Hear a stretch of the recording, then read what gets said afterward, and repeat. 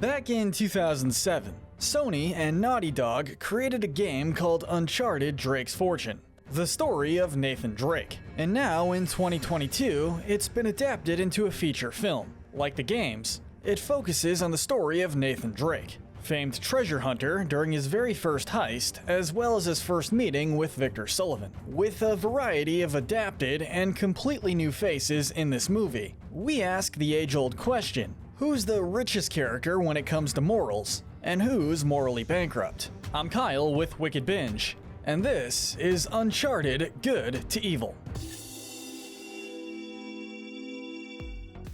Before we begin, as a reminder, we're only talking about the events from the movie, and not the games. And also, we have to mention massive spoiler alert. In fact, we'll be spoiling most of, if not all, the major plot points in this video. With our spoiler warning out of the way, we'll be starting with the most noble character and working our way down. These characters are the good.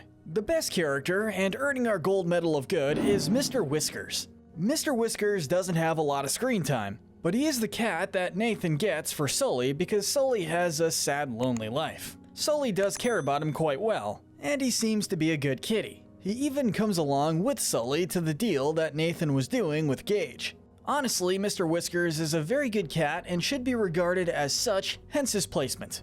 Taking the silver medal of good is Samuel Drake.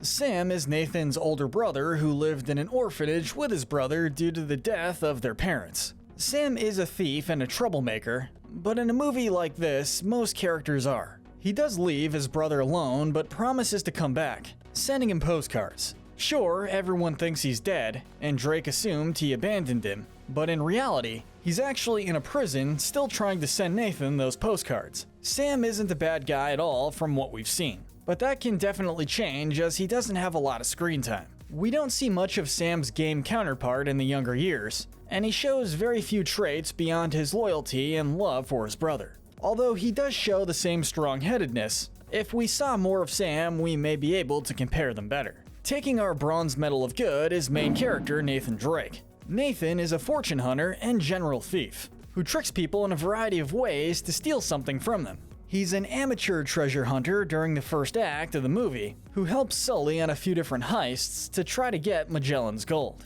He's seen as naive and too trusting throughout the movie, but by the end of the film, he is able to actively trick Chloe, and he does get rightfully angry at Sully for not telling him about Sam. Nathan is a good kid at heart. As Chloe said, "You've got a good heart, too good." Compared to his game counterpart, he's a relatively good adaptation. He keeps his iconic dry humor and unprofessionalism, as well as his intense love for loyalty. He doesn't show much in the rage category, like the Nathan from the games, but that could very well be because of the place in the timeline.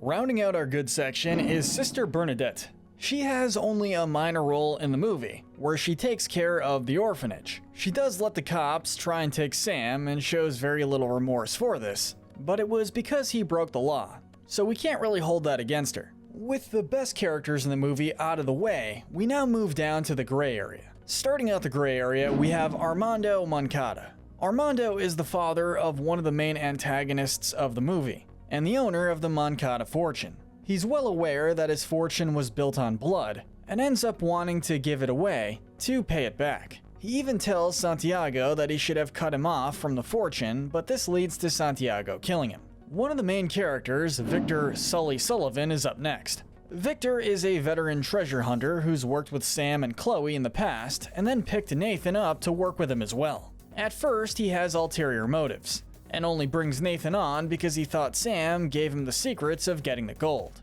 He originally will do anything for money, such as leaving Nathan behind if he needs to. However, by the end of the movie, not only has he changed his mind about Mr. Whiskers the cat, but he willingly sacrificed the gold to save Nathan, showing a change of heart. Sure, he was a grifter, but his heel-face turn places him here instead of any further down. Sully is another character who is adapted really well between games and film. While we only see his younger days in the movie, his propensity for backstabbing and wit are the same as the games, as well as his change for the better. If a sequel is made, we'll likely see Sully's love for his surrogate son Nate and protective attitudes come to the front and center, but that's just speculation. There's definitely a lot of growth for old Sully. Rounding out our gray area is Chloe. Chloe is also a veteran treasure hunter like Sully, and apparently worked with both Sully and Sam in the past. Now, because she had been burned by Sully, she doesn't trust him or Drake, and we really can't blame her for it. What we can't really forgive is that she backstabs everyone. She betrays Drake twice and Joe once, showing that she isn't to be trusted and not really a good person. She does get her comeuppance at the end of the movie when Drake gives her the wrong coordinates, and it seems she'll be back in the future. In the games, Chloe is a bit more complicated, but that's because she's had a multitude of games to grow and change. She does keep the self-reliance and lack of trust, as well as her slight backstabbing nature. However, in the movie, she doesn't have the same propensity for ducking out when things get messy, like the games, but her character is liable to change as the films go on. But now we drop down to the dark side and enter the bad and evil category. Starting out the bad section is Braddocks Goons.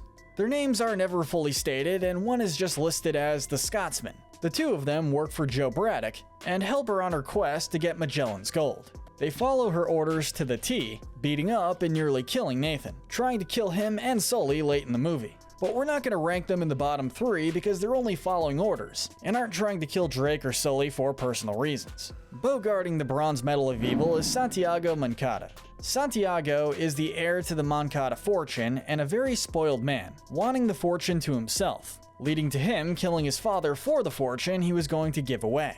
He also feels entitled to the Magellan gold because he felt the serfs who collected the gold actually stole it from him. Santiago barely cares about his soldiers or the treasure hunters he hired, and only cares he gets his money and his gold. He definitely deserved his comeuppance. Stealing the silver medal of evil is Gage. Gage only appears during the mid-credits scene as the man selling Drake an old Nazi map.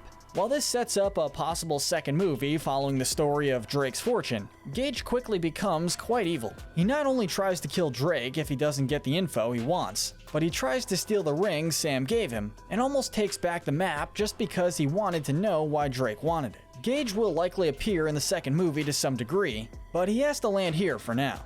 Grabbing our gold medal of evil is to no one's surprise the main villain, Joe Braddock.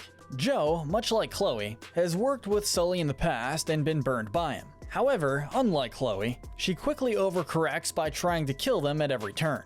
She even kills Santiago just so she could keep the gold for herself. She's even willing to sacrifice her own life just to kill Drake and Sully, because if she can't have it, no one can. Braddock makes a good villain and shows she has very little care for anyone except herself. It's no surprise she lands here on the list, and she does end up getting crushed by her own hubris, and the ship holding all the gold. But before we go, let's hand out a few Sinner medals. Earning our Darwin medal for the dumbest character is Braddocks Goons.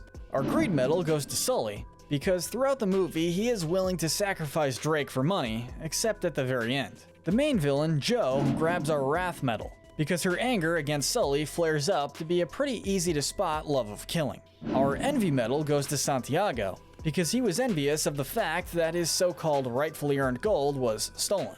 Finally, Santiago also grabs our Pride medal. He feels like he deserves more than what he gets, enough to kill his own father for it. But let us know in the comments section if you agree with our ranking, and tell us what we should cover next. Remember to hit that notification bell and binge our Good to Evil playlist, where we break down the morality of the characters in your favorite cartoons, shows, and movies. But most importantly, stay wicked.